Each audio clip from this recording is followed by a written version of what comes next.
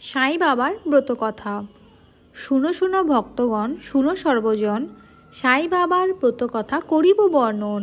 প্রথমে প্রণাম করি লক্ষ্মীনারায়ণে, জগতের সৃষ্টিকর্তা ব্রহ্মা চতুরাননে। প্রণমামি মহেশ্বর দৈবকীনন্দন, প্রণমামি ৩৩ কোটি যত দেবগণ। প্রণাম করি শ্রীরামচন্দ্রে ভক্ত হনুমানে, রইল প্রণাম শত সহস্র ভক্ত যতগণে। প্রণমামি মহামায়া গণেশ জননী, যার মায়ায় এ ভুবন চলছে দিবাজামি। বন্দনা করি এবে লক্ষ্মী সরস্বতী, সিদ্ধিদাতায়ও প্রণাম করি হয়ে হৃষ্টমতী। গুরুদেবের বর্ণনা করি ধরিয়া চরণ, যাহার কৃপায় পাই হৃষ্ট দর্শন। গুরু ব্রহ্মা গুরু বিষ্ণু গুরু মহেশ্বর, গুরুর দয়াতে পাই জগত ঈশ্বর। এইবার সাই বাবা সাধুর চরণ, পূজিয়া তাহার কথা করিব বর্ণন। ধরাভূমি বাধা বিঘ্নে যখন যায় ভরে, অত্যাচারে মানুষ থাকে দুঃখিত অন্তরে। সেই কালে অবতারের হয় আগমন, সাই বাবা সেই রূপ মোদের প্রিয়জন। ঈশ্বরের অংশে তিনি লোভিয়া জনম, অসহায় মানবেরে করেন রক্ষণ। 1838 সনে পাথের গ্রামের ঘরে জন্ম নিলেন সাই বাবা ব্রাহ্মণ পরিবারে। মা বাবার খবর পুস্তকে নাই লেখা, মুসলমান সন্ত তাকে করেছিল রক্ষা।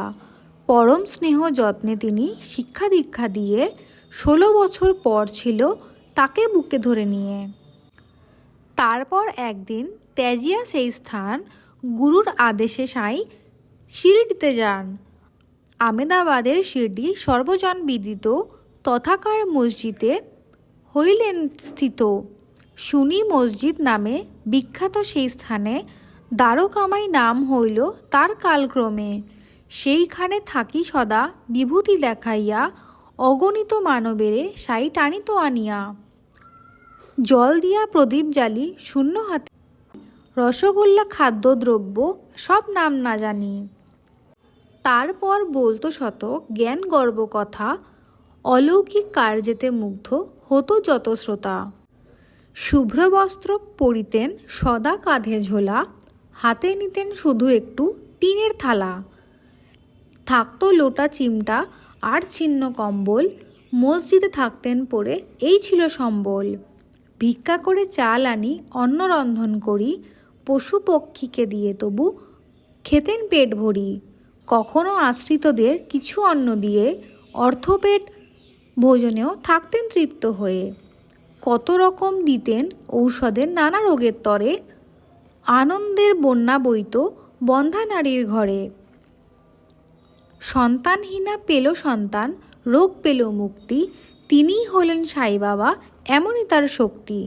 কত দরিদ্রের দুঃখ লাঘব করেছেন সাই, ব্যবসায়ীদের মুখে হাসি তার তুলনা নাই।